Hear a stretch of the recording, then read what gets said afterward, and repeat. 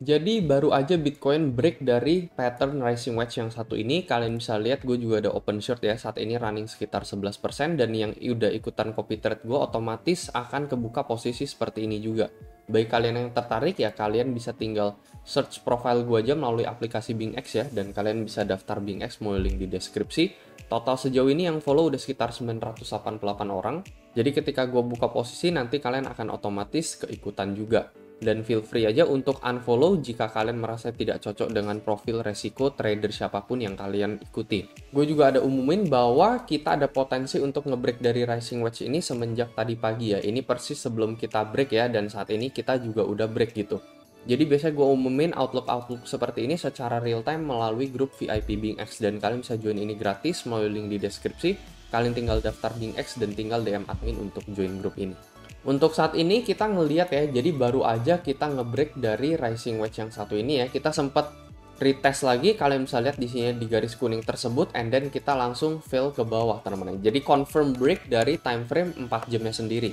Dan kalau misalnya kita ukur dari targetnya ya, dari area resistnya di sini, and then menuju ke area titik supportnya, ini adalah satu garis yang bisa kita ukur teman-teman ya. Untuk target breakdown dari rising wedge ini kita akan ketemu di level 25.400 ya, yang dimana sebenarnya ini adalah all time high teman-teman ya, all time high di tanggal 20 Februari dan di tanggal 14 Agustus kemarin nih ya. Ini di sekitaran 25.400. Jadi kita retesting lagi area 25.000 lalu kita rebound lagi gitu ya. Cuman ya nggak bisa dibilang juga bahwa kita akan menuju ke level ini.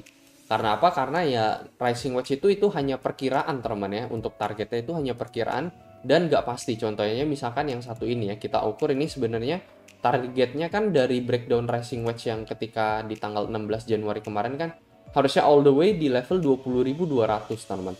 Cuman kita hanya menyentuh sampai 20.400 sampai 20 setengah di sini ya. Jadi sebenarnya bener-bener ya nggak pasti teman-teman ya, targetnya itu nggak pasti gitu. Cuman ya plus minus aja gitu ya. Ini hanya kisarannya aja ya, kurang lebih sih seperti itu.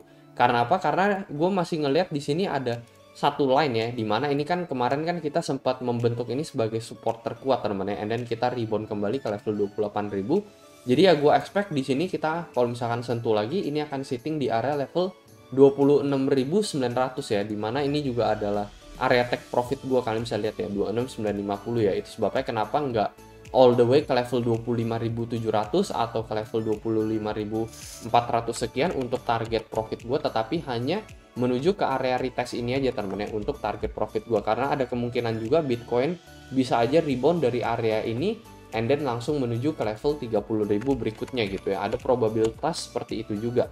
Untuk long termnya sih kita tetap targetin Bitcoin tuh untuk menuju ke level 30.000 ya. Cuman kadang memang in the short term teman-teman ya, dalam jangka pendeknya memang agak sulit teman-teman ya. Seharusnya dari konfirmasi seperti ini ya, konfirmasi dari break rising wedge pattern ini, harusnya ini mengindikasikan kita sebaiknya terkoreksi terlebih dahulu untuk Bitcoin ya. Either nge-retesting line yang satu ini, kalau misalnya kita nggak berhasil nge-hold ya artinya level 25.600 yang tadi ya, target dari rising wedge tadi, itu adalah target berikutnya untuk kita kalau misalkan in case di level 26.900 kita nggak bisa nge-hold ya. Karena dari time frame 4 jamnya ini kalian bisa lihat ya, ini dari RSI-nya sendiri ini makin lama makin turun gitu ya. Kita bisa gambarkan satu line seperti ini, jadi RSI-nya makin lama menurun sementara price action-nya naik.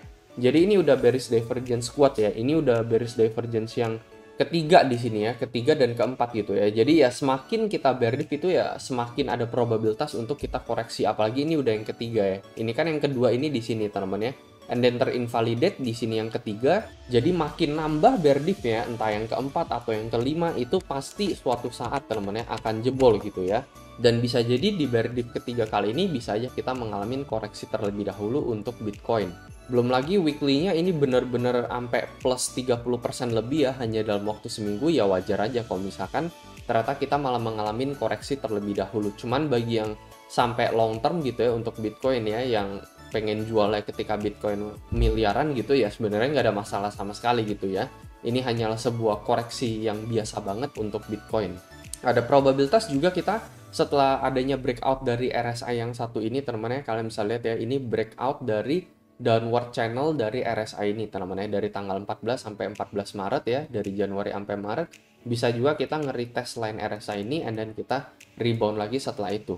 Jadi paling kurang lebih itu aja ya. Sebenarnya untuk koreksi yang benar-benar sehat sih ya untuk Bitcoin ya. Ya kita ukur aja teman-teman dari pump yang dia alamin ya. Kalau bisa sih ini ada di sekitaran 24.000 teman-teman ya. Ini adalah koreksi sekitar 50% yang wajar ya, dengan pump 100%, kita retrace 50%, and then kita rebound dengan lebih keras, itu sitting di area level 24.000. Dan nggak kebetulan atau apa, tetapi area level 24.000 itu ada di tanggal 15 Maret nih ya. Ini adalah support yang terkuat, and then kita rebound dengan lebih keras. Tapi ya sebenarnya ini, kalau gue bisa bilang sih, ini adalah worst case aja teman-teman ya, untuk Bitcoin ya. Yang paling wajar ya sebenarnya entah retest line ini atau kita menuju ke area target dari rising wedge kita yang ada di level 25.400 tadi ya, berarti ada di sini. And then kita rebound dengan lebih keras untuk Bitcoin. Paling itu aja sih teman-teman ya untuk video kali ini. Semoga analisa ini bisa membantu dan seperti biasa sampai jumpa di next video.